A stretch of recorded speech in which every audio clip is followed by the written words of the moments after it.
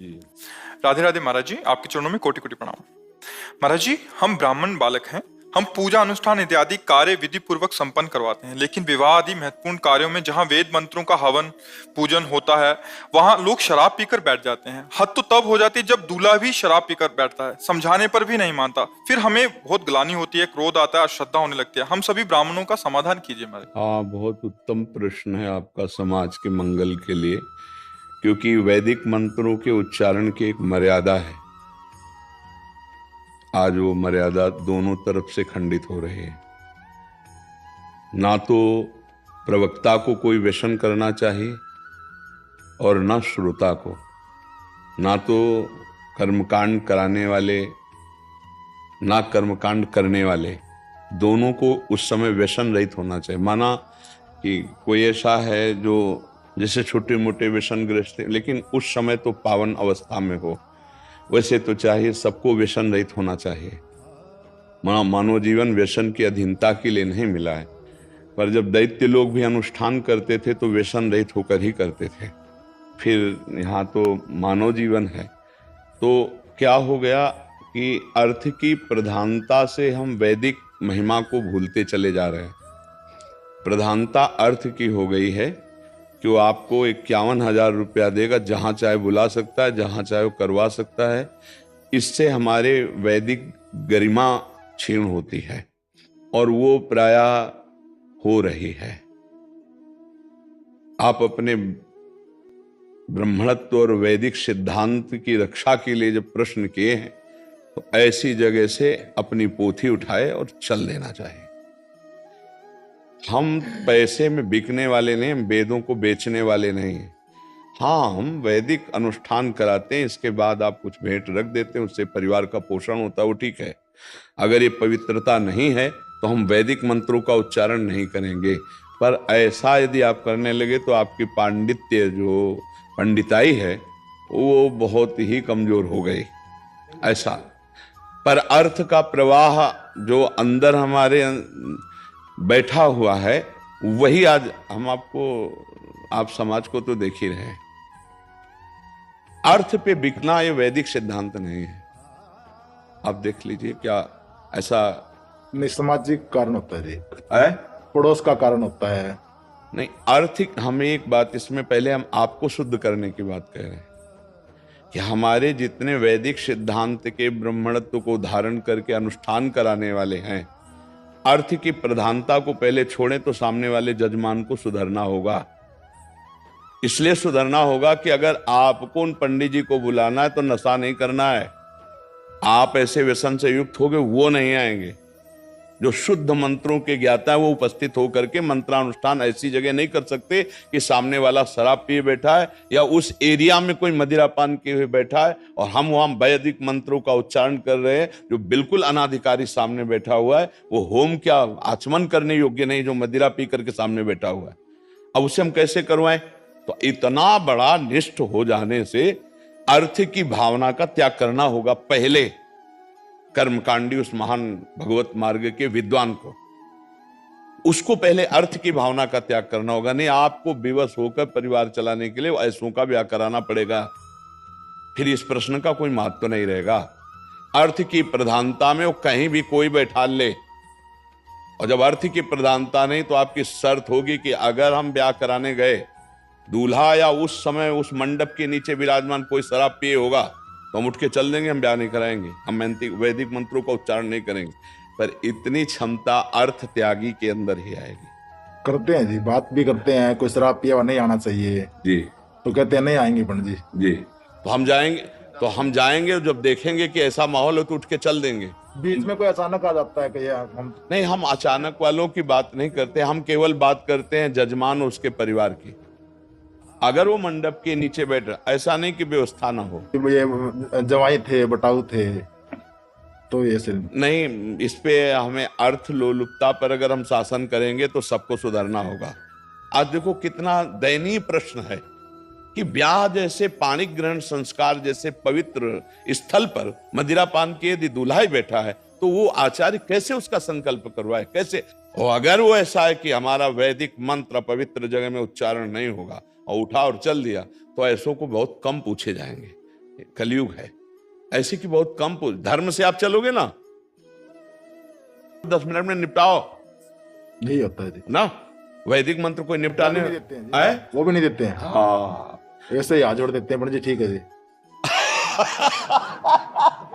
तभी तो दुर्गति होती है, तभी दुर्गति होती है। शराबी के नोट उड़ा देंगे, लेकिन हाँ, अगर ब्राह्मण को नहीं देना पड़ देंगे। जाएगा तो हाँ अरे जी बहुत बड़े स्तर पे आजकल हो रहा है ये। क्या है, शादी में ब्याह में देखो, शराब आदि एक- तो जर्नल हो गई। आप एक चीज ये समझ लो, जो लिखा है वो गलत नहीं। भा भ्रष्ट आचारा सब संसारा, धर्म सुने नहीं काना। जब वैदिक मंत्रों से, ब्राह्मण के आशीर्वाद से, अग्नि के आशीर्वाद से पाणी ग्रहण किया जाता था तो आजीवन वो गृहस्थ मंगलमय और बड़ी ही शुद्ध पवित्र बच्ची हो या बच्चे राष्ट्र सेवी भक्त ऐसे, यानी क्योंकि उनका संस्कार ही शुरू से पड़ा है। अब गंदे आचरण, पवित्रता शरीर की नहीं, अब उनको ब्याह का क्या मतलब, उनको एक लगे यार कर दो यार, अरे 2-4 मंत्र बोलो यार, उनको पता नहीं मंत्रों का क्या बल होता है। आजीवन की सुरक्षा और पवित्रता वो ब्राह्मण अपने मंत्रों के द्वारा ऐसा कर रहा है। तो बहुत दयनीय स्थिति हो रही है, दयनीय स्थिति है। आज हमारे समाज में कोई ऐसे बिरले लोग होंगे जो व्यभिचार या व्यसन या गंदी बातों को त्याग करके गृहस्थी धर्म में चल रहे हों, नहीं तो उनको इससे कोई मतलब नहीं। उनको केवल मतलब रह गया अपनी इंद्रियों की भोग विलासिता और पोषण से। अच्छा, ब्राह्मणों के प्रति जो वैदिक सिद्धांत से चल रहे उनके प्रति महत्व तब बढ़े जब पवित्रता हमारे विचार में हो। दूसरी बात, आज ब्राह्मण अपने स्तर से गिर गए हैं, आपको ये मानना पड़ेगा।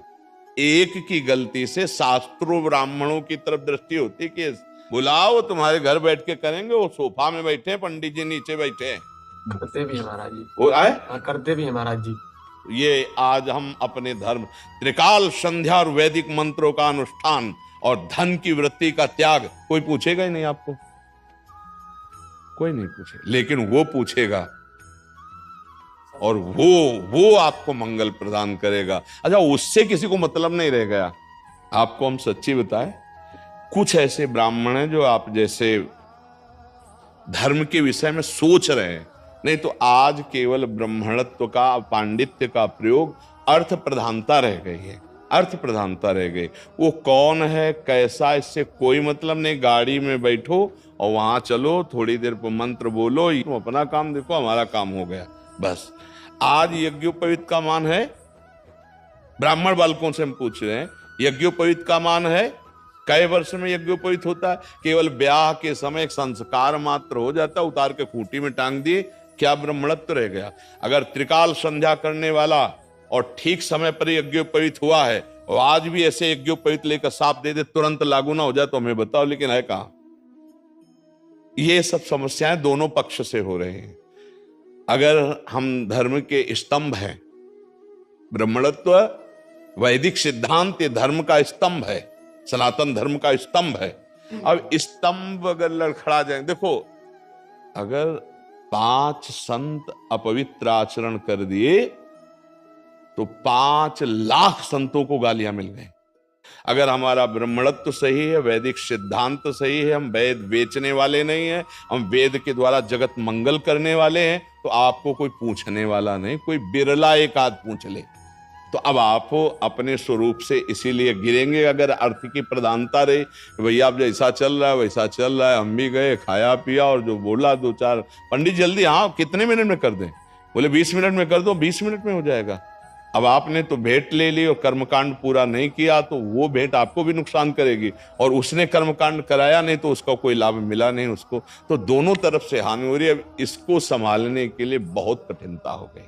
महाराज जी, बीच में बोलने के लिए माफी चाहते हैं। ऐसे एक विषय पे अगर और प्रकाश डालेंगे आप, जी। कि जैसे कि किसी की डेथ हो जाती है, मृत्यु हो जाती है, तो जब हमने अपने यहाँ यशोदा नगर में क्रियाघर बनवाया है, अब वहाँ पे जो महापात्र होता है उसको देने तक में कि इसमें भैया अरे इसकी क्या जरूरत है, 9 दिन में निपटा दो, 3 दिन में निपटा 3 दिन में दो, निपटा कर दो। तो ये सब ये क्या है कि मतलब उन लोगों को अरे जिंदा तो रोटी नहीं देते, मरने के बाद पिंडदान या उनके लिए कौन दान करेगा?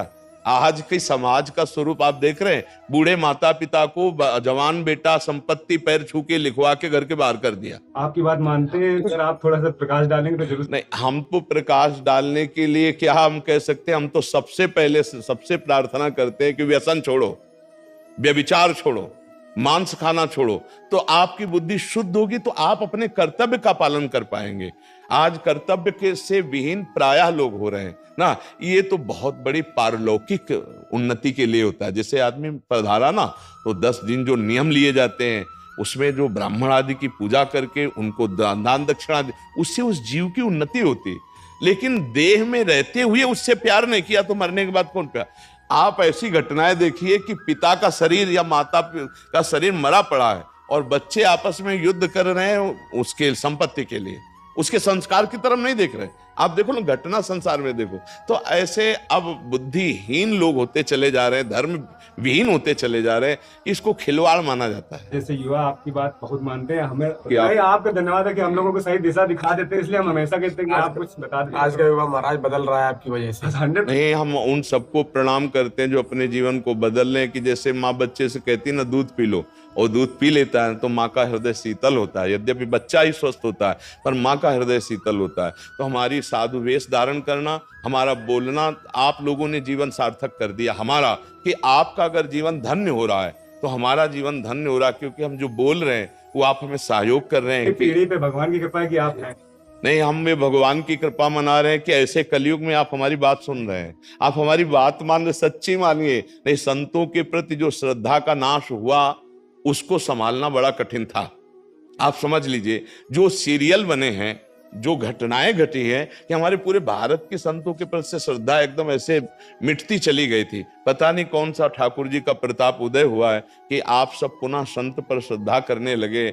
हम तो आश्चर्य मानते, 30-35 हजार लोग 2 किलोमीटर है जहां से हम आते हैं, बराबर ठसाठस भरा मिलता है, और अधिकतर 80% युवा होते हैं। मैं 22 बार अभी तक आया हूँ 3 साल में, और आपकी नजर मुझ पे पड़ती है। हम आज अपने मित्र से यही कह रहे थे कि महाराज जी की ये है कि अगर कोई भी नमस्ते कर रहा है, उनकी नजर है तो तुरंत उसको अभिवादन स्वीकार करते हैं। अब लगा तो ये हमें लगता है कि सब लोग खड़े हैं, तो एक बार दर्शन तो एक मतलब ऐसा लगता है जैसे हम सबकी तरफ देख रहे हैं। हम कोशिश भी यही करते हैं कि सब हमारी आत्मा है, एक बार तो हम देख लें जिससे सबका खड़ा होना सार्थक हो जाए।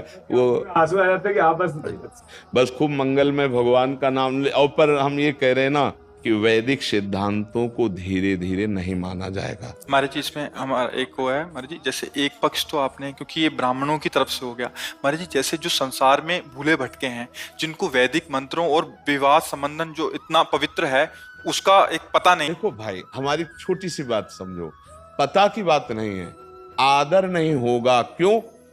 क्योंकि बॉयफ्रेंड गर्लफ्रेंड पहले से बेविचार हो रहा है। आप हमारी बात को समझिए, हम उसे खुल के नहीं कह पा रहे थे, पहले से ही हम अपवित्र हो चुके हैं। तो अब ब्याह का महत्व क्या रह गया है?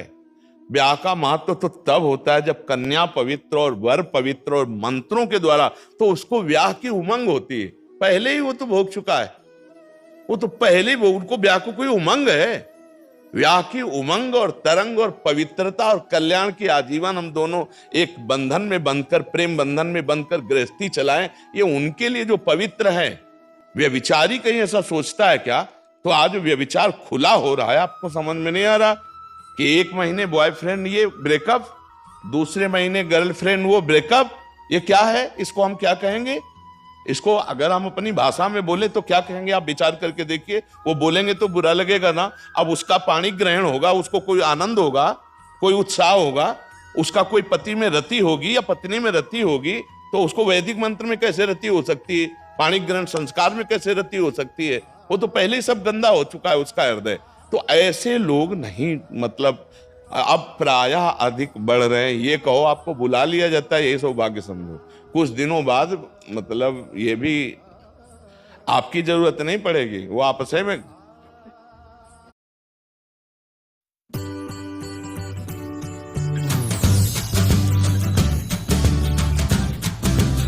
उस जीव का कल्याण होता है।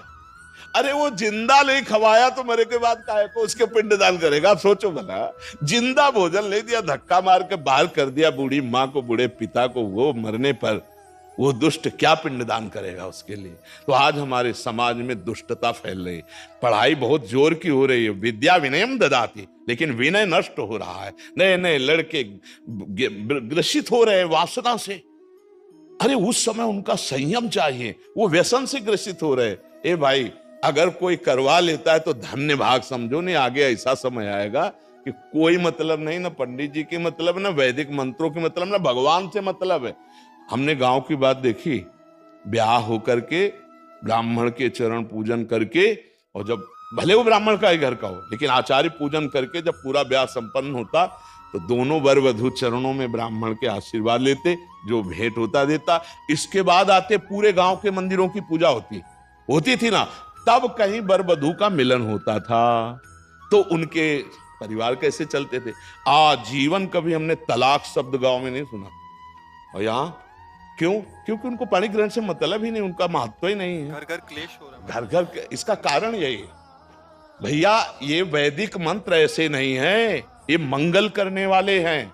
जब ब्याह में पाणी ग्रहण में वैदिक मंत्रों का उच्चारण होता है तो आजीवन सुख के लिए वो विधान होता है। महाराज जी, एक हमारे पास आए महाराज जी, वो कह रहे हैं कि वर पक्ष वाले कह रहे हैं कि अगर मीट और अगर बकरा आदि का ऐसा मांस और दारू नहीं होगी तो फिर हम शादी में क्या मतलब, ये हमारे स्टैंडर्ड के लोग आ रहे हैं हमारे, तो हम क्या करें, हम इतना धर्म संकट में फंस गए हैं। कह रहे हैं अगर तुम जो मर्जी करो, ये बहुत बड़ा एक हो गया है महाराज जी, इतना शुभ कार्य हो रहा है, उसमें इतने सारे जीव हत्या, दारू और ये सब। नहीं, ये कलिकाल का प्रभाव बढ़ता ही जाएगा, और उससे देखो क्या होता है। ये इसीलिए आप धर्माचरण का त्याग कर दिए हैं, तो देखो पाणी ग्रहण का मतलब क्या रह गया है। क्या पाणी ग्रहण का कौन एक चला लिव इन रिलेशन, नहीं पंडित की जरूरत है। आप बताओ, आप हमें बताओ, उनको पंडित की जरूरत है, उनको बकवास लगेगा नहीं सब, क्योंकि पहले ही सब लीलाएं। उन लोगों को तो माता पिता की भी जरूरत नहीं पड़ती। तो भैया मतलब बहुत संभल के किसी तरह जी लो और धर्म से चल लो तो तुम्हारा धन्यवाद, नहीं तो आपको भी गिराएगा समाज। पर कोई सत्य मार्ग में चलने वाला ऐसा नहीं कर सकता, वो अपने धर्म से चलेगा, भले नमक रोटी खाए। तो आप जैसे धर्म में चलने वाले, ब्राह्मणत्व और वेदा अध्ययन करके वैदिक परिपाटी का निर्वाह करने वाले धन की परवाह नहीं करते। अगर आप ऐसा चल पाए तो भगवान की बड़ी विशेष कृपा होगी। पर कलिकाल है बड़ा कठिन। ऐसे बहुत से ब्राह्मण मिले जो वैदिक सिद्धांत से ही चल रहे, पर हम आपको बताएं वो कार से नहीं चल पाएंगे। हाँ, वो साइकिल है। ऐसे हम देख ही बात कह रहे हैं, संस्कृत विद्यालय के वो अध्यापक प्रधान हैं और साइकिल से चलते हैं। जो धर्म से चलेगा तो हम आपको सच्ची बता रहे। हाँ, तो इसलिए आप अपने लोग सुधार करें, नाम जप करें, व्यसन त्यागें, तो एक एक सुधरेगा तो हमें लगता है सब सुधर सकते हैं। हाँ, एक एक अपने लोग अपने सुधार करें तो सबों को। और कैसे तुम्हारे साथ बंदर सेना थी, हमारी तो समझ में नहीं आता। ऐसे उसने कहा मैं कसम खा के कहती हूँ मैंने 8 बहुओं को, तो बोले जब 7 हैं ही तो 8 कैसे? तो उनका मैं कसम खा के कहती हूँ 8 बहुएं थी और मैंने 8 को पहनाई है, और जो 8वीं थी वो इतनी सुंदर। राधा वल्लभ श्री हरिवंश। तो आइए सुनते हैं गुरु जी के मुख से दिव्य तथा देवी कथा भागवतिक संतों के रसिक जनों की लीलाएं, विट्ठलनाथ गोस्वामी तथा श्रीनाथ जी की दिव्य और दैविक लीलाएं, और श्रीनाथ जी स्वयं दूध पीते हुए अपने भक्त के हाथों से। आइए सुनते हैं दिव्य चरित्र। ऐसा ही भाव श्री विट्ठलनाथ गोस्वामी एक बार श्रीनाथ जी को दूध पवा रहे थे। ठाकुर जी ने एक घूंट पिया दूध और कटोरा ऐसे हटाते हुए कहा जय जय, क्या कमी रह गई दूध में? ठाकुर जी ने कहा बहुत मीठा कर दिया, मिश्री बहुत अधिक डाल दी, मुझसे पिया नहीं जाता, पी लो, आप पी लो, पी लो। बहुत दुलार किया, दूध पी लिया। तीसरी बार जब भोग लगाया तो मिश्री अलग दूध अलग। लालजू ने कहा आपने ऐसा क्यों किया, मिश्री क्यों नहीं मिलाई? गोसाई जी ने कहा जब मेरे द्वारा मिलाई हुई मिश्री आपको पसंद ही नहीं आती, कभी कह देते हो बहुत मीठा है, कभी कह देते हो सीठा है, तो आज स्वयं मिला लो। तो हंसकर कहा कि हम मिलाने लायक हैं, हम आपके बालक हैं, बालक मिलाना क्या जाने। और दौड़ गए और गोद में बैठकर छाती से चिपक गए और कहा रूस गए क्या, मिला के पिलाओ, हम तो बालक हैं, हम थोड़ी मिला पाएंगे। ये था माम प्रपद्यन्ते, वात्सल्य भाव, मेरे पुत्र हो। तो वैसे ही ठाकुर जी गोसाई जी के हृदय से चिपक करके श्री श्रीनाथ जी कहने लगे, मैं तो आपका बालक हूं ना, अशुभ प्रवाह हो। ठाकुर जी ऐसे महान सुख देते हैं जो जिस भाव से। एक दिन मचल गए, सैया रचना करके जब शयन कराने को गए, कहा ये सैया ठीक नहीं है, दूसरी सैया ले आए। ये बिछौना ठीक नहीं है, दूसरा बिछौना ले आए। नहीं नहीं, ये रंग मुझे पसंद नहीं, और रंग का बिछौना बिछा दिया। अब कितने बिछौना, कितनी सैयाएं बदल दी लालजू महाराज बार बार। ये ठीक नहीं, ये ठीक नहीं। पसीना पसीना हो गए थे गोसाई जी। गोसाई जी ने कहा कि आपको कौन सी सैया पसंद आएगी, कौन सा बिछौना पसंद आएगा? बोले बताओ, तुम सैया बनो और तुम्हारी छाती पे हम सोएंगे, क्योंकि हम यशोदा मैया की गोद में ही सोते। अगर दिन में कभी अथाई में बाबा के पास गए तो उनके तोंद पे लेट के सोते। तो आप लेटो और आपकी गोद में हम श्रीनाथ जी, श्री विठलनाथ जी गोस्वामी जी की गोद में, जैसे माँ की गोद में बच्चा, ऐसे श्रीनाथ जी सोए। एक दिन श्रीनाथ जी के सामने गिरिराज जी से बंदर आया, हु ऐसे किया, वो जैसे बंदर करते हु ऐसे। वो बड़ी जोर रो पड़े श्रीनाथ जी, और गोस्वामी जी सेवा में थे। तत्काल गोस्वामी जी के ऐसे गोद में चिपक गए और कहा, बंदर मुझे डर लगता है। गोसाई जी ने कहा, इस बंदर से डर लगता है? बड़े बड़े भयंकर बंदर, न जाने कितने महाबली बंदर, और बड़े बड़े भयंकर राक्षस, रामा अवतार में तुम कैसे मारे होगे राक्षसों को, और कैसे तुम्हारे साथ बंदर सेना थी, हमारी तो समझ में नहीं आता। ऐसे कह के मन में पर्वताकार बंदर, महाभयानक राक्षस हो। यहाँ छोटे से बंदर को देख के चिपक गए और डर करके कहते मुझे बंदर से डर लगता है। जब शयन करने गए तो ठाकुर जी ने शयन में कहा कि देखो गोसाई जी, एक ही भाव रखो, एक म्यान में दो तलवार नहीं होती। यदि पुत्र माना है तो केवल पुत्र मानो, अगर भगवान मानोगे ऐश्वर्य तो फिर पार नहीं पाओगे, हम ऐसा ऐश्वर्य दिखाना शुरू कर देंगे। अगर पुत्र माना है तो केवल पुत्र ही मानो, तो तुम्हारा बेटा बंदर से डरेगा कि नहीं? तो हम वैसे ही डर रहे हैं जैसे बेटा डरता है। और अगर ये कि भगवान ऐश्वर्यशाली, तो फिर पार नहीं पाओगे, हम इतना ऐश्वर्य दिखा देंगे। एक म्यान में दो तलवार नहीं रहती। गोसाई जी जगे एकदम, और श्रीनाथ जी को देखा पास में, तो गले से लगा करके दुलार करते हुए, वात्सल्य भाव। एक दिन चूड़ी पहनाने वाली आई। गोसाई जी ने कहा कि जाओ हमारे घर में जितनी बहुएं हैं सबको चूड़ी पहना दो और पैसा यहाँ ले लेना आके। आपके 7 पुत्र थे तो 7 बधुएं थी। गोसाई जी ने ये नहीं कहा कि 7 बधुओं को पहना देना, कहा कि मेरी जितनी बहुएं हैं उन सबको चूड़ी पहना दो और पैसा यहाँ से ले जाना। अब उनकी 7 बहुएं तो चूड़ी पहनी, 8वीं श्री स्वामिनी जी पहुंच गई अपने कर कमल। जे ही उस चूड़ी पहनाने वाली ने श्री जी के कर कमल को देखा, अशुभ प्रवाह, आनंद मूर्ति हमारी प्यारी जो है अशुभ प्रवाह होने लगी। ऐसा उसको लगने लगा कि आनंद के आवेग में मुझे मूर्छा आ जाएगी। नीलांबर का हल्का सा घूंघट है, मनो मृणाल, मनो कमल लाल, ऐसे सुंदर कर कमल। वो सोच रही इनके कर कमल में पहनाने लायक तो चूड़ियां ही नहीं हमारे पास। श्री जी ने इशारा किया, पहनाओ। किसी तरह वो प्रेम शिथिल होते हुए जैसे जैसे इशारा होता गया वो चूड़ियां पहनाई। बहुत देर तक वह शुभ प्रवाह करती रही।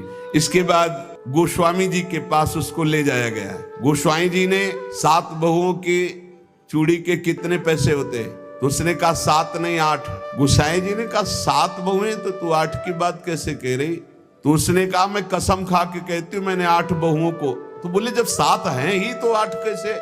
तो उनका मैं कसम खा के कहती हूँ 8 बहुएं थी और मैंने 8 को पहनाई है, और जो 8वीं थी वो इतनी सुंदर थी, इतनी, और रोने लगी।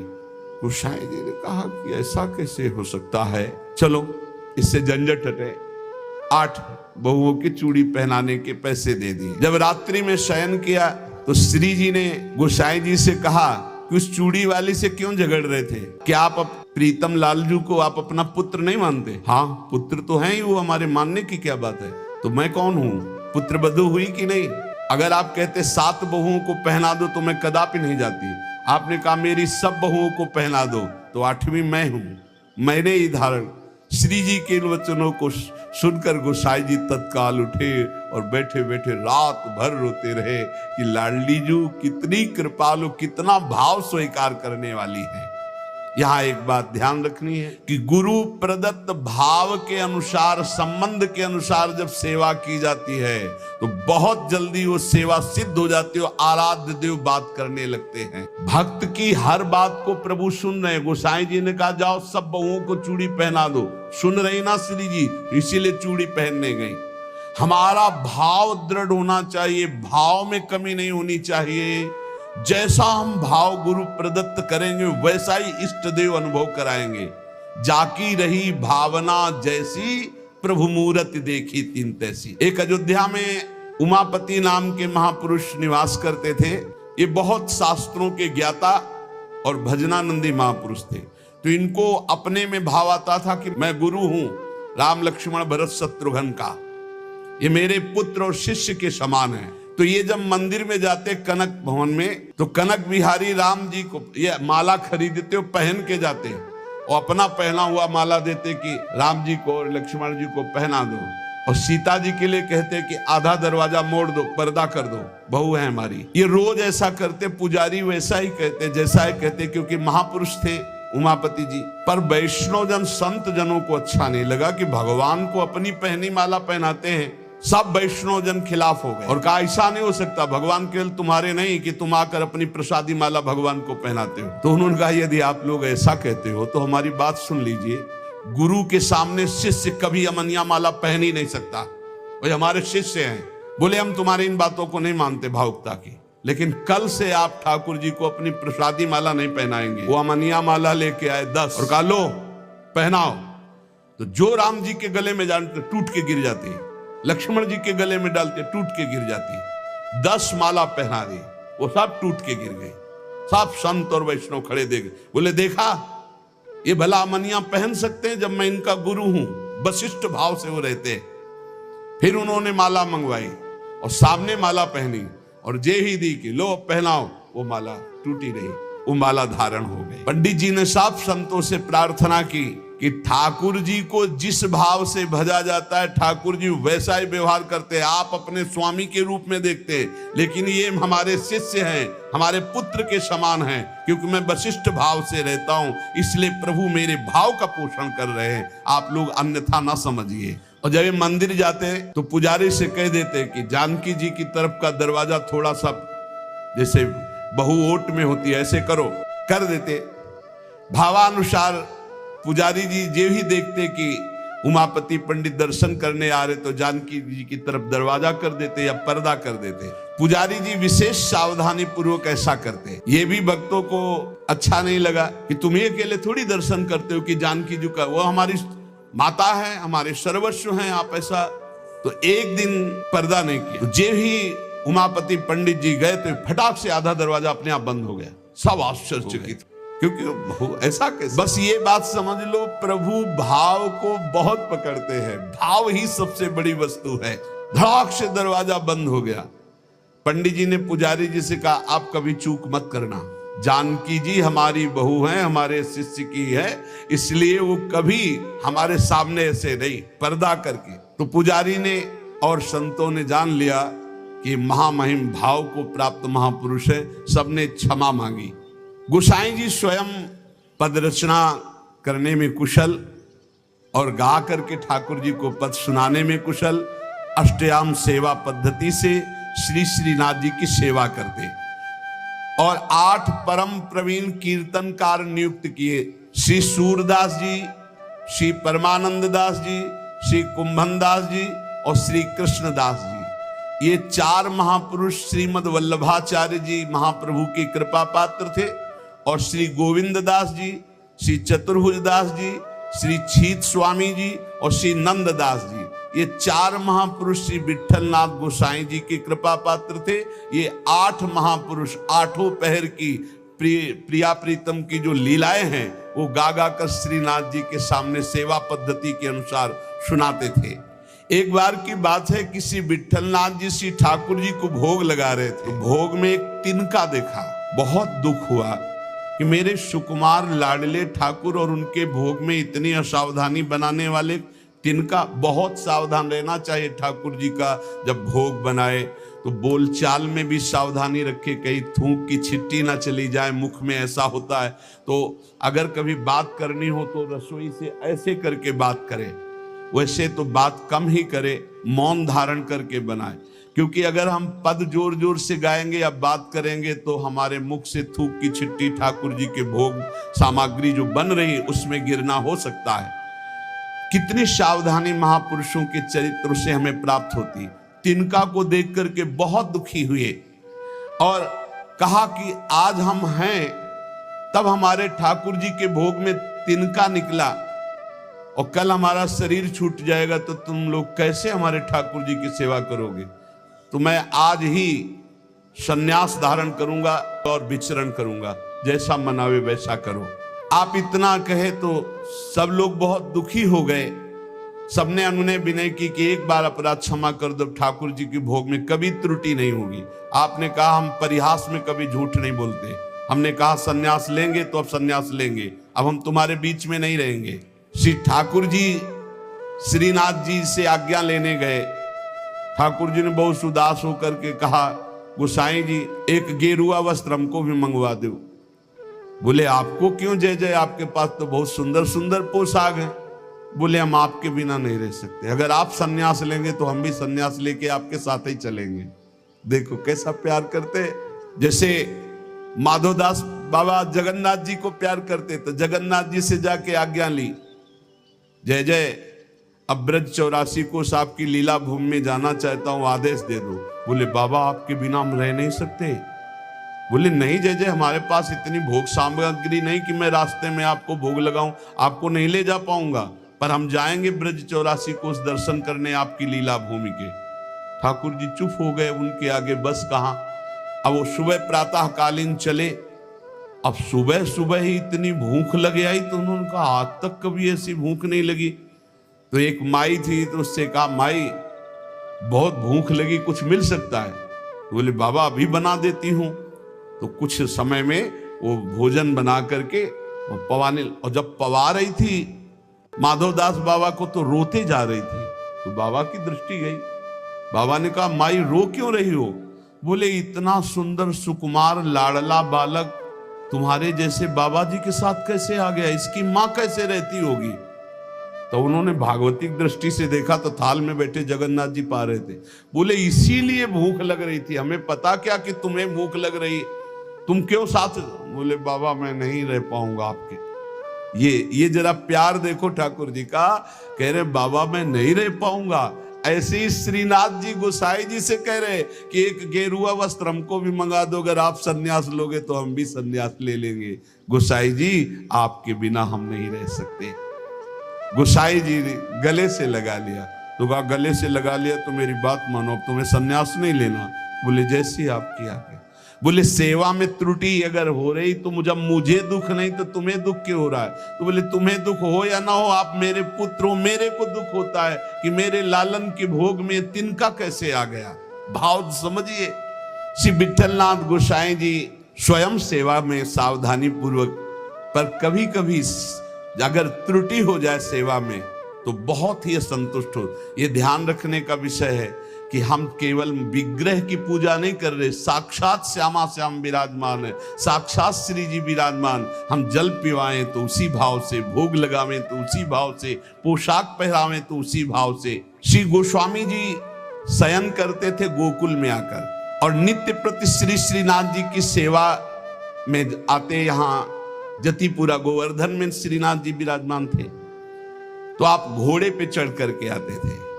यदि कहीं आने में कुछ विलंब हो जाए तो अन्य सेवा चाहे कोई कर ले, पर आरती आप ही रोज करते थे, आरती सेवा आप ही करते थे। आज भी बल्लभ कुल में नियम चला आ रहा है कि और ठाकुर सेवा तो सब मिलके करेंगे, लेकिन आरती गोस्वामी वंशज ही करेंगे।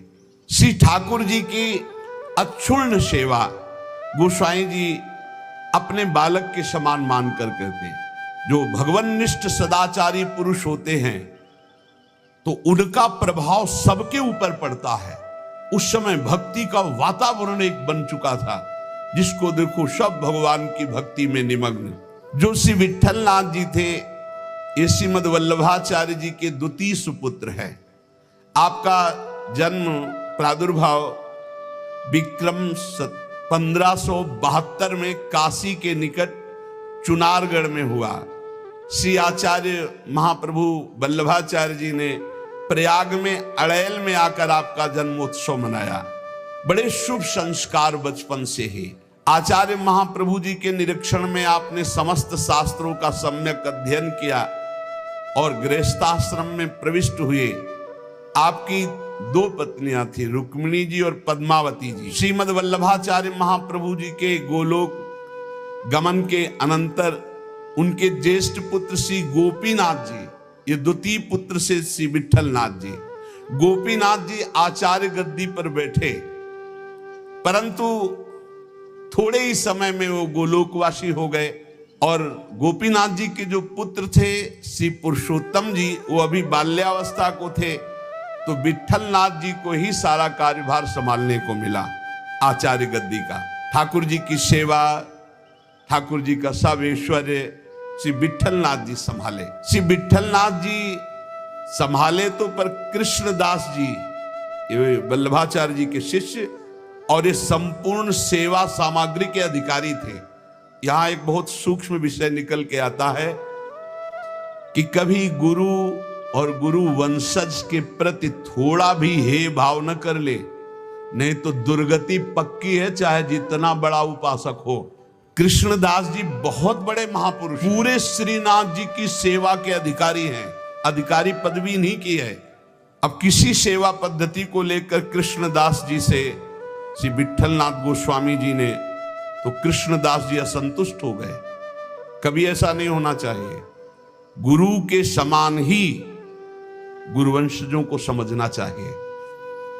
जैसे हमारे गुरुवंश के अगर बच्चा भी आ जाए तो हम उसके झुककर चरण छुएंगे, उसको गुरु के समान आसन पर बैठा लेंगे और नीचे उतरकर हम बैठेंगे।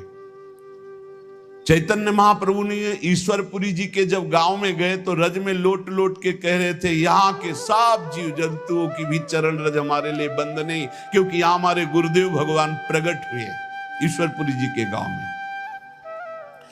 यहां त्रुटि हो रही है कृष्णदास जी से। कृष्णदास जी ने क्या किया कि जो गोपीनाथ जी गोलोक गमन हो गया था, तो उनकी पत्नी और उनके पुत्र पुरुषोत्तम जी अभी छोटे थे, उनसे बात की और गद्दी पर पूरा अधिकार कर लिया। पुरुषोत्तम है ही, क्योंकि उनके पिता गोपीनाथ जी अधिकारी थे, और हटा दिया श्री विट्ठलनाथ जी को। और हटा ही नहीं दिया, पूरी सेवा से हटा दिया कृष्णदास अधिकारी जी ने। पुरुषोत्तम जी को गद्दी पे बैठा दिया, उनकी मां को समझा बुझा करके दस्तखत करवा लिए और श्री विट्ठलनाथ गोस्वामी जी को हटा दिया। न श्रीनाथ जी की सेवा, मतलब आना भी बंद करवा दिया। ऐसा नहीं करना चाहिए था, ये बहुत बड़ा अपराध बन गया। और बहुत बड़े महापुरुष हैं कृष्णदास जी, कोई साधारण नहीं। आगे उनके कवि चरित्र का श्रवण करना, इतने बड़े महापुरुष। गोसाई जी को सब अधिकार छिन जाने का कष्ट तो नहीं हुआ, पर सेवा छूट जाने का बहुत कष्ट हुआ। और महापुरुषों के हृदय में किसी भी तरह का यदि कष्ट हो गया तो उसे फिर भगवान बर्दाश्त नहीं करते। आपको बहुत क्लेश हुआ, श्रीनाथ जी का दुलार छूट गया, सेवा छुटवा दी कृष्णदास अधिकारी ने। आप पाराशौली में जाकर रहने लगे, पर बहुत दुखी अंदर से। और दूर तक वहां तक आते जहां श्रीनाथ जी की ध्वजा दिखाई देती है, वहां से साष्टांग दंडवत करके बहुत एकाग्रता पूर्वक ऐसे देखते, मंदिर की तरफ रोने लगते श्री विट्ठलनाथ जी। ये बहुत बड़ी हानि का विषय, बहुत बड़ी हानि का विषय। गुरुजनों से विरोध करने का मतलब है सर्वस्व का नाश, चाहे जितना बड़ा भी कोई तपस्वी भजनानंदी हो। एक श्री रामदास जी भीतरिया जो ठाकुर जी की सेवा में रहते थे, वो श्री विट्ठलनाथ जी की स्थिति से परिचित थे। वो रोज गुप्त रूप से समय निकालते यद्यप श्री कृष्णदास जी ने उनको भी मना कर दिया था, पर वो जाते और गोसाई जी को श्री लालजू का बीड़ा प्रसाद देते। बीड़ा प्रसाद आंखों से ऐसे रख करके खूब रुदन करते श्री विठलनाथ जी। ये बहुत बड़ा अपराध है, बहुत बड़ा अपराध। गोसाई जी ठाकुर जी के लिए अपने कर कमल से एक फूलों का हार बनाते और कहते पहना देना जाके, और रोज एक श्लोक दैन्यता का लिखते और कहते ठाकुर जी को सुना देना जाके। श्री रामदास जी नित्य प्रति आकर वो फूलों का हार और ठाकुर जी को एक श्लोक सुनाते, ठाकुर जी को फूलों का हार पहनाते, और ठाकुर जी रोज एक पान की बीड़ी देते जो उनको जाके देते और उनको प्रणाम करते। एक दिन ठाकुर जी ने संदेश में कहा कि गोसाई जी से कह दो मेघ तो समय पर बरसेगा, तुम दुखी क्यों हो रहे हो? मेघ तो समय आने पर बरसेगा, तुम दुखी क्यों हो रहे हो? विठलनाथ जी के सामने जब जाकर रामदास जी ने कहा मेघ तो समय पे बरसेगा, आप दुखी क्यों हो रहे हो? लालन ने ऐसा कहा है। तो विठलनाथ जी ने कहा कि मेघ तो समय पे बरसेगा, पर चातक अपनी टेक पुकार क्यों छोड़ेगा? चातक तो रटता ही रहेगा। बहुत सुंदर बात। अगर चातक अपनी रटन छोड़ दे तो चातक कैसा? मेघ तो समय पे बरसेगा, वो बरसे, लेकिन चातक अपनी रटन नहीं छोड़ सकता। मेरी रटन घटने वाली नहीं, मैं तो रो रो कर आपको पुकारता ही रहूंगा। चातक रटन घटे घट जाई, बढ़े प्रेम सब भांति भलाई। विठलनाथ जी के इस दुख को अकबर बादशाह ने सुना। उसने तत्काल आदेश किया और कृष्णदास जी को बंदी बना के जेल में डाल दिया और गोसाई जी को विरुद्ध आचरण किया, इसलिए उनको कठोर दंड कृष्णदास जी को बादशाह अकबर ने। जब गोसाई जी को ये पता चला तो गोसाई जी ने अन्न जल त्याग दिया और कहा जब तक सम्राट अकबर सादर कृष्णदास जी को, ये देखो महापुरुषों का हृदय, सादर कृष्णदास जी को नहीं छोड़ते तब तक मैं अन्न जल भी नहीं पाऊंगा। जब बादशाह अकबर को ये पता चला कि गोसाई जी ने अन्न जल त्याग दिया तो सादर कृष्णदास जी को पुनः छोड़ दिया। कृष्णदास जी को जब ये पता चला कि गोसाई जी मेरे लिए अन्न जल छोड़ दिए, तब गोसाई जी के पास आए और चरणों में गिरे और कहा मुझे आपके प्रभाव का पता नहीं था, क्षमा कीजिए। कृष्णदास जी ने पारासौली में आकर गोसाई जी के चरण पकड़ लिए। गोसाई जी गंभीर हो गए। महापुरुष अगर डांट दें तो बच गए आप, और गंभीर हो गए तो पिट गए आप, बस इतना समझ लो। गंभीर इसलिए हो गए कि तुमने लालन की सेवा छुड़वा दी, सब ठीक है, लेकिन लालन की से दूर रखा, दर्शन नहीं, सेवा नहीं, इसलिए गंभीर हो गए। विठलनाथ गोसाई जी को पूर्व सेवाधिकार प्राप्त हो गया। श्री कृष्णदास जी का अंतिम लीला जानते हो कैसे हुई? कुआं में पैर फिसल गया और गिर के मरे और प्रेत बने, इसी अपराध के कारण। बहुत सावधान, इतने बड़े महापुरुष हैं, उनका चरित्र है कृष्णदास जी का, बहुत बड़े महापुरुष हैं, लेकिन अपने गुरु से अपराध बन गया। गुरुवंश गुरु स्वरूप ही है, अपराध बन गया तो प्रेत योनि को, पैर फिसल गया, कुएं में गिरे और उनके प्रेत योनि को प्राप्त हुए। बहुत सावधानी की जरूरत है कि कहीं ऐसे अपराध नहीं तो चाहे जितना भजन हो, भजन बाद में तो कल्याण करेगा, लेकिन बीच में छूट जाएगा और बीच में हमारी दुर्गति हो जाए। अंतिम तो मंगल ही होगा, क्योंकि भगवान का जन कवि नामे भक्ता प्रणश्यति। जब ये प्रेत बन गए थे तब भी उद्धार गोस्वामी विठल नाथ जी के द्वारा ही इनका हुआ। अकबर क्यों कृपालु था, क्यों श्रद्धा करता था विठलनाथ जी गोस्वामी के ऊपर? एक बार श्री यमुना जी में स्तोत्र का गायन का, कंचन वर्ण तेज चमकता हुआ विठलनाथ गोस्वामी जी का, तो अभी स्नान करके यमुना जी की आराधना कर रहे थे, तो उधर नौका में जल विहार करते हुए इसकी बादशाह की कोई हिंदू बेगम होगी, तो वो दूर से देखा कि तेजस्वी तो भगवान के समान है। नौका समीप ले गई, उतरकर चरणों में वंदन किया। विठलनाथ गोस्वामी जी को देखकर उसे पक्का लगा कि ये जो आशीर्वाद दे देंगे तो पक्का। तो उन्होंने कहा कि आपसे मैं एक ही आशीर्वाद चाहती हूं कि मेरे बादशाह मेरे अनुकूल रहें। हर पत्नी यही चाहती है। आप कृपा करके कोई ऐसा जंतुर बांध दीजिए, कोई मंत्र बता दीजिए, कोई उपाय बता दीजिए कि बादशाह सलामत हमारे बस में रहे, हमारे अधीन रहे।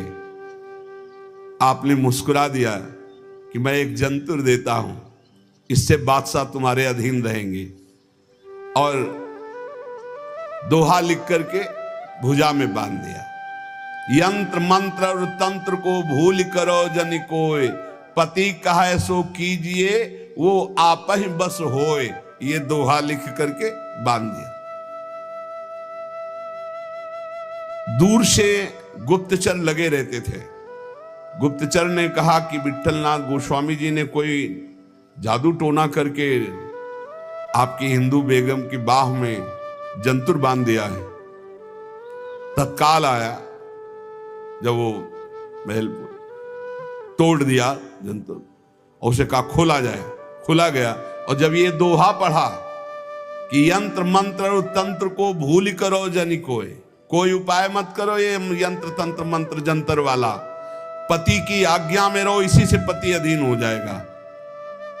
जब ये दोहा पढ़ा कि पति की आज्ञा का पालन रूप परम बल है जो पति को अधीन कर लेता है, बहुत प्रसन्न हुआ। तो कहा इसी समय मुझे विठलनाथ गोस्वामी के चरणों में जाके प्रणाम करना है और उनके दर्शन करने। तब से बहुत श्रद्धा विठलनाथ गोस्वामी जी के ऊपर, और वो आकर के गोकुल में और गोवर्धन में बहुत सी संपत्ति जमीन ये सब विठलनाथ गोस्वामी जी को दी। श्रीमद वल्लभाचार्य महाप्रभु जी ने पुष्ट मार्ग का प्रवर्तन किया। विठलनाथ गोस्वामी जी ने उसका बहुत प्रकाश किया। श्री सूरदास जी, कुंभनदास जी, परमानंद दास जी, कृष्णदास जी ये वल्लभाचार्य जी के शिष्य, और नंददास जी, चतुर्भुज दास जी, श्री गोविंद दास जी, श्री छीत स्वामी ये विठल नाथ जी के शिष्य, ये रात दिन ठाकुर जी की सेवा में, पद गायन की सेवा में रहते थे। जिस समय महाप्रयाण का समय आया तो विठलनाथ गोस्वामी जी ने सातों पुत्रों को बुलाया और अलग अलग ठाकुर जी प्रदान किए। 7 पुत्र श्री गिरधर जी, श्री गोविंद जी, श्री बालकृष्ण जी, श्री गोकुलनाथ जी, श्री रघुनाथ जी, श्री यदुनाथ जी और श्री घनश्याम जी। ये 7 पुत्र श्री विठलनाथ गोस्वामी जी के थे। सातों को अलग अलग ठाकुर सेवा प्रदान की। श्री गिरधर जी को श्री ठाकुर मथुरेश जी, जो वर्तमान में जतिपुरा गोवर्धन में विराजमान है। श्री गोविंद राय जी को श्री श्रीनाथ जी, जो वर्तमान में राजस्थान में श्रीनाथ द्वारा में विराजमान है। श्री बालकृष्ण जी को श्री द्वारिकाधीश भगवान, जो वर्तमान में काकरौली में विराजमान है। श्री गोकुलनाथ जी को, जो वर्तमान में श्री गोकुल में विराजमान है। श्री रघुनाथ जी को श्री गोकुल चंद्रमा जी, जो वर्तमान में कामवन में विराजमान है। श्री यदुनाथ जी को श्री बालकृष्ण भगवान, जो वर्तमान में सूरत में विराजमान है। श्री घनश्याम जी को श्री ठाकुर मदन मोहन जी, जो वर्तमान में कामवन में विराजमान है। इन सातों पुत्रों को 7 ठाकुर की सेवा प्रदान की और चल अचल संपत्ति का बंटवारा किया और समस्त वैष्णवों को बुलाया और कहा आज हमें ठाकुर जी बुला रहे अपने धाम में। ऐसे जाना होता है महापुरुषों का। मृत्यु मृत्यु नहीं, महोत्सव होता है। सब वैष्णव जनों को बुलाया और बोले आज जो है ठाकुर जी बुला रहे हैं अपने निज सेवा में, निज धाम में। इनके पीछे पीछे पुत्र, जो 7 पुत्र थे, वो पीछे पीछे गए। आप चल करके जतिपुर आए,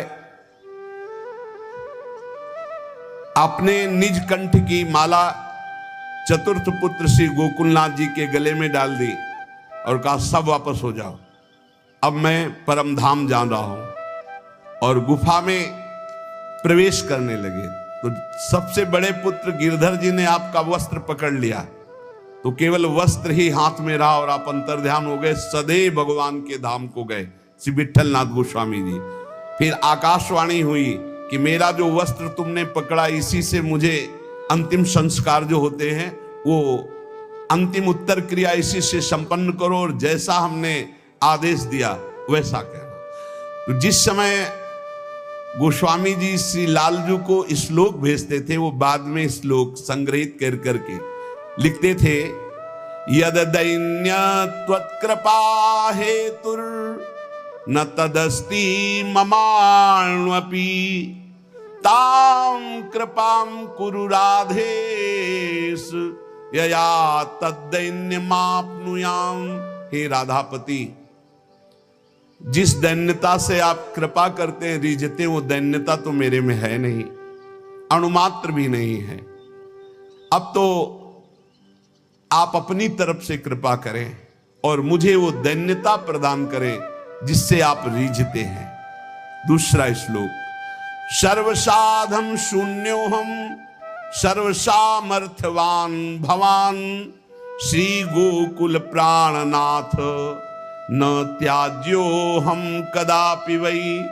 हे गोकुल के नाथ स्वामी, मैं सर्वथा सर्वसाधनहीन हूं। देखो आचार्य हैं पर कैसी दैन्यता है, और आप सामर्थ्यवान हैं, अतः किसी भी स्थिति में आप मेरा त्याग मत कीजिए, क्योंकि मैं साधनहीन हूं, आप सामर्थ्यवान हैं, आपके द्वारा त्याज्य नहीं हूं। नाथ मेरा कभी त्याग मत कर देना।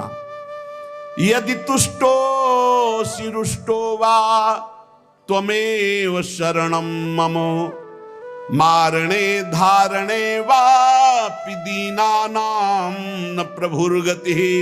प्रभु, आप चाहे मुझ पर संतुष्ट हो या नाराज हो, मेरे लिए तो आप एकमात्र ही सहारा हैं। अब आप चाहे नाराज रहो चाहे प्रसन्न रहो, हम दीनों को मारो या तारो, अब आपके सिवा कोई नहीं।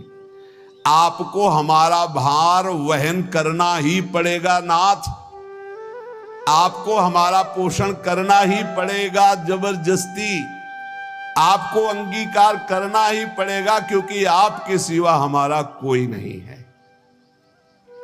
ऐसे दैन्य भाव से जब कोई भाव संबंध से प्रभु से जुड़ जाता है तो इसी जन्म में देखो, हम प्रभु को अपना स्वामी मानते हैं, हम प्रभु को अपना सखा मानते हैं, हम प्रभु को अपना प्रीतम मानते हैं।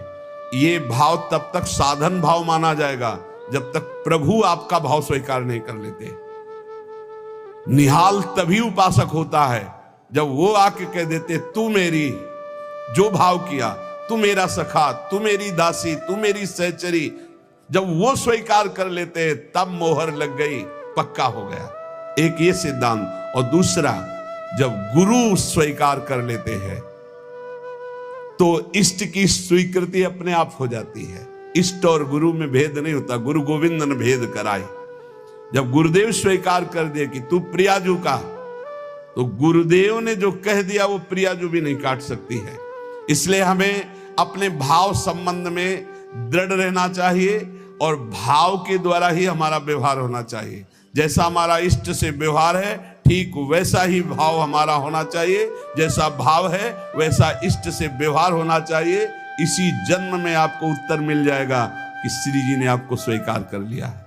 और जब ये आ जाता है कि श्री जी ने स्वीकार, एकदम बेपरवाही, ऐसी मस्ती आती है, कैसे उदाहरण में बताएं, बनेगा ही नहीं उदाहरण। और थोड़ा सा इशारा, जैसे शाखा चंद्र न्याय से कहते हैं कि डाल के एक हाथ ऊपर देखो चंद्रमा दिखाई दे रहा, चंद्रमा तो न जाने कितनी दूर है पर अब चंद्रमा को देख पाते। ऐसे उदाहरण में जैसे भारत का कोई बड़ा अधिकारी आपसे आके हाथ मिला दो, कह दे चिंता मत करना, आज से मैं आपका, और आप जो कहेंगे सो हम करेंगे, फिर कैसा और लगेगा। वो दोबारा कभी फोन करे या ना मिले, लेकिन आप छाती चौड़ी करके घूमेंगे।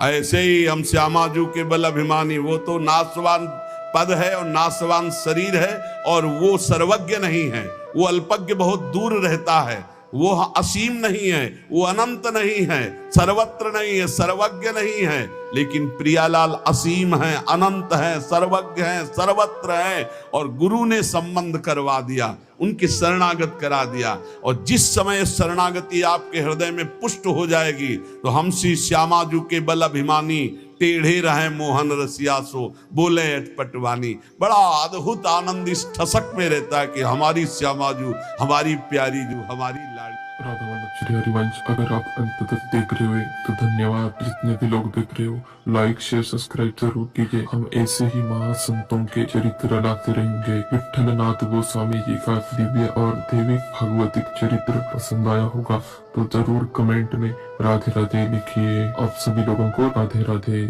हर समय नाम जप करते रहो और अपने आराध्य देव के सानिध्य का अनुभव करते रहो। इसी जीवन में इस माया प्रपंच से हटकर परमानंद स्वरूप प्रियालाल को प्राप्त हो जाओगे। विश्वास कर लो, बस नाम न छूटे और संबंध का भाव न टूटे तो निश्चित इसी जन्म में अनुभव हो जाएगा। शेष चर्चा आगे। श्री राधा वल्लभ लाल की जय।